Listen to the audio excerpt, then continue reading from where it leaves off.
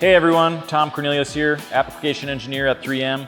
Today the topic is going to be proper cleaning following 3M standard operating procedures prior to beginning the repair of damaged area on the vehicle.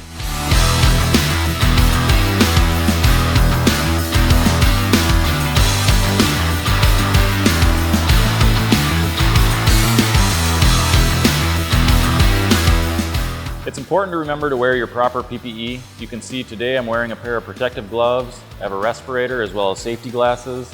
Another thing to remember is that this video is recommended for the body shop or paint shop. For more safety and warranty information, please see the link below. Cleaning is foundational to every repair. We started out by cleaning the entire vehicle using soap and warm water. After we allow this to dry, we want to come back to the specific repair area and re-clean with a VOC compliant solvent-based cleaner. The reason that we use both of these methods is to ensure that we remove as many contaminants as possible.